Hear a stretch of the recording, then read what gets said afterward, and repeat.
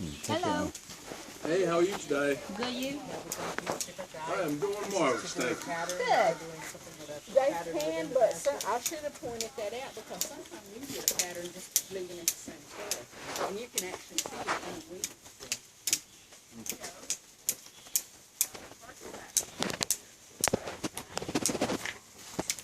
Okay, this is weaponry. Now we got Will, we got Joey, and this is Barney. Hi. So in weaponry, we're going to talk about the arrows. We're going to talk about the bow a little bit. We're going to talk about the blow gun just a little bit and the blow dart. I'm going to start with the arrows. Just as you see them doing, they're going to take a small piece after they busted off a big piece. But they're going to just take a small piece that they're going to form. And they're going to use a river rock and they're going to start hitting, and that's called flaking. They'll flake it down until they've got their form of the arrowhead that they're going to actually finalize out. Now when they finalize it, what they're going to do is they're going to use the tip of a deer antler like this, just because it is sharp. Some of them today use metal. Maybe it's a real dull nail, like cut the end of it off to dull it down. But they're going to start going around the edge of it and they'll press it. And what that does is give it its finer form and it gives it its sharpness.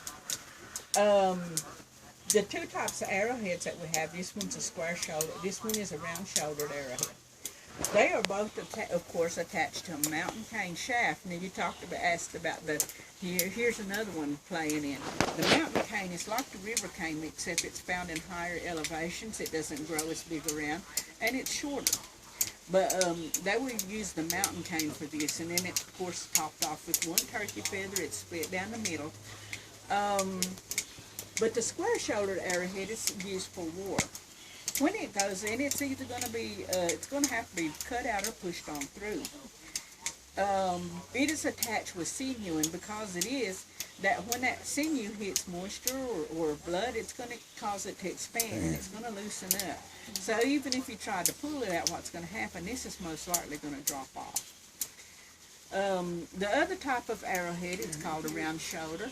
It is attached with hemp, but it is made to be reused again because it's used for hunting big game like bear or deer. So it's made to be able to pull out and reuse it again. Now the bow itself, this is a hickory bow.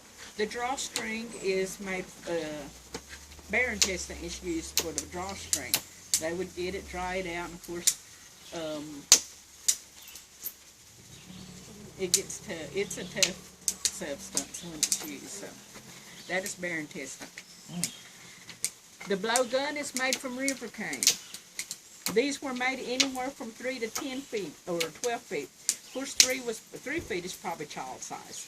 But where you see these lines are, there's joints or membranes on the inside, and they have to be knocked out. So what they would do, they would use something like that, using it as a shaft, run it down in there, knocking these joints out. Now the walls also have to be smoothed out for your darts to go through, so they would pack it with sand.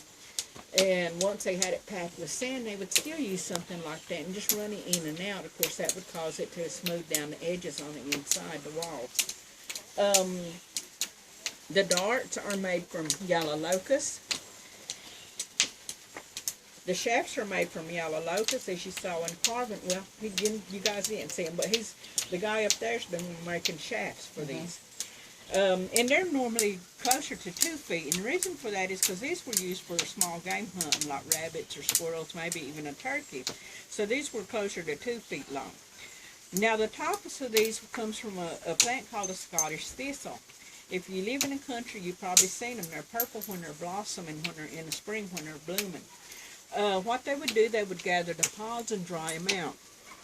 Now once the pods are dried out, what they would do, they would take the outer fibers off of them.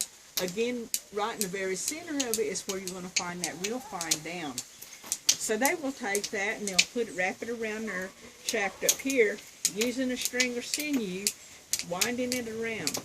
Put some more on there, some more string and sinew, and wind it around, taking it on down. Now these are kind of like poor looking, because the ones they actually, that's why they're used for display, but you'll see how nice their real ones do that work real good with this. But Cherokees never poison the tips because it was used to hunt game. Is there any questions? Now, because you did see time of war, and I'm going to add this just because you did see it, the arrow, the bow and arrow was actually used for long distance fighting. Cherokees really preferred the battle like you saw today. They preferred hand to hand. That one guy after, if you've seen it, their Cherokee's traditional weapon was the ball tree. It was the one, the guy that had the round ball in a knife. That was their two preferred war weapons that they could carry. And they really preferred. What's the significance of the feather on the end of the arrow? The way it's done? Yeah. It is attached at the top to the bottom because when it would leave the arrow, that because of the way it's done, it would cause it to spiral.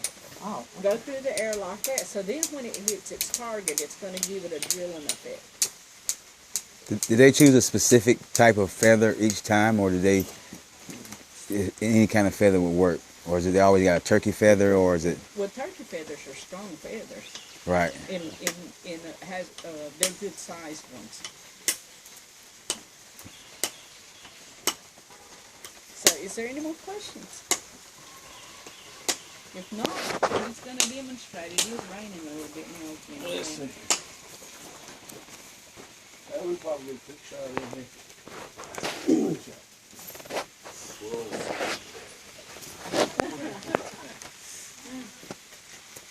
Now these have a range 50 or 60 feet, and the reason we know that is because we have a contest with them every year at our fair. Oh! Yeah. Well, that was a bullseye though. Women will shoot 50, men will shoot 60, so both male and female. Oh no. That's pretty good. So a rainy day is not a good day to hunt. Oh, it ain't. That's pretty awesome right there. Therefore, here make you be calling tonight. We're going to McDonald's after supper. Yeah. Well, normally he usually about makes that. That moisture makes a cardboard knot. The rain making that cardboard Yeah, knot. it's just making it hard. Yeah. Yeah.